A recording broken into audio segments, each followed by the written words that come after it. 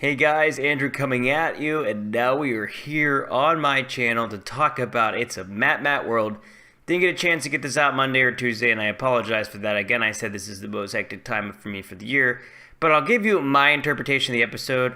I'm not going to get into all the crazy stuff about the episode because by now you've seen that, but I've had time to think about this and have some things turn in my brain. And here's what we're going to go into with this episode, what I liked about this episode, and what this episode says to me.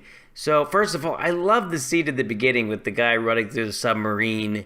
I just love the music in French, and someone did post online all the translations on a Reddit that kind of went into all the words that were meaning, and then we see that this island gets nuked. But I just love the comical scene of it, but it's also kind of a fun scene in the way it was beautifully shot, and you could see they kind of upped the production value on this with the submarine underwater, and now we know what the nuclear event was. It's just so funny, a week before everybody's wondering, we're plotting, what's the reason why, and we still don't know what the reason is. Unless I'm wrong, that looked like the doctor as well. Pretty much like the doctor, I think it was. I haven't gone on really the Reddit to kind of look everything up because it's been a busy week, but yeah, so an interesting scene, an interesting setup, and then we get to see Matt come here. Two interesting things I found about this episode and scenes that I really, really enjoyed. The first thing I really, really enjoyed was when they were on the airplane coming over, and Laurie disagrees with him, and then the plane starts to shake, and he just looks there like, hands up like this, and he's like, yeah, that's right, I was right.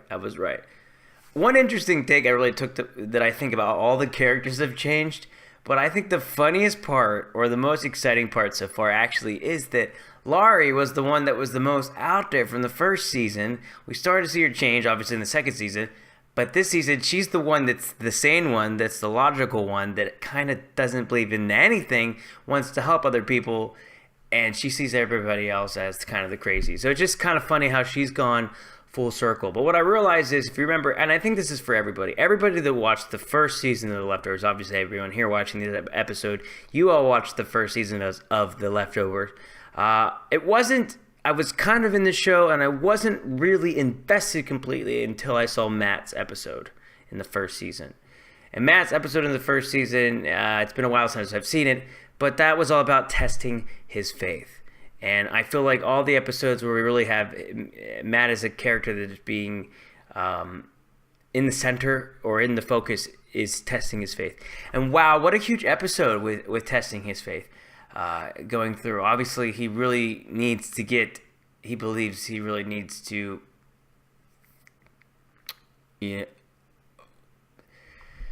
sorry, I lost my train of thought. He really needs to find Kevin. So obviously he feels like he really needs to find Kevin, and that's very, very important to him. So that's an interesting kind of take away from everything. So that's interesting. What I liked was when the guy gets thrown off the boat, you just don't really know. Obviously there's crazy stuff happening on the boat. I'm not going to go into that completely. I don't want to get flagged. But what I found to be interesting was this God character. Now, that he's testing his faith. When he was really having that heated discussion with God, I thought to myself, are they talking to us, the audience, in a sense? Because he's like, everything has to have a meaning, and God's like, nope, didn't care. This guy that pretended to be God, it almost seemed like he believed it was God, and his faith had really been crumbled at that moment, and we actually really saw that shift, that Matt kind of started to lose his faith. He was so strong, but he lost his faith. And I love what he said. You didn't do it for me. You didn't do it for me, God, but you did it for yourself. You did it so you could have a great afterlife. None of the reasons you were doing it were good reasons to begin with. I love that this character was able to break his faith and that he did kill a guy. Why did you kill that guy? Because I could. I love this God character because it just ruins everything. He's like, there has to be a meaning. Again, don't we feel like that? I mean, obviously, if you're watching my YouTube video now, you're doing it because you feel like there has to be a meaning. We watch all these episodes. Think about how invested we are in this show. And 9 times out of 10, nothing's probably going to be answered with this show. And I felt that way completely watching this one, that we're not going to really get anything tied up. If they do it in a way they're going to do it, they'll keep it very open-ended to interpretation, which I think is the beauty of this show. But I just loved how it happened. And then at the very end, though, when we see the Frasier line, which what a crazy story about Frasier. It'd be interesting to see if Frasier's talked about in that 1972 National Geographic novel, because that could be a possibility. But what was really interesting was, I mean, at least for me, was that as soon as Frasier attacks him, he looks back. It's like his faith was tested and it was fine. Now everybody's going in the comments and they're or people are starting to say, what if he comes back to life? What is he going to say? I don't feel they're going to invest in it that much. I don't think they're going to, that was it with that character. He died. He's not going to come back to life. That's it. That was just a way for Matt to feel like, hey, look, believe me. And I think that Matt now believes in himself. I'm not going to try to make any predictions. I don't know what's going to happen. I haven't taken the time to look at the next episode. It's kind of fun to go in blind like this. Like I said, if you're watching this, you're just trying to get my interpretation or someone else's interpretation. None of us are going to be completely right. Again, I don't think anyone was right on the nuclear explosion, obviously, that happened or what was going to happen there. And I'm not going to try to predict anything else. I'm just can't wait for the next episode.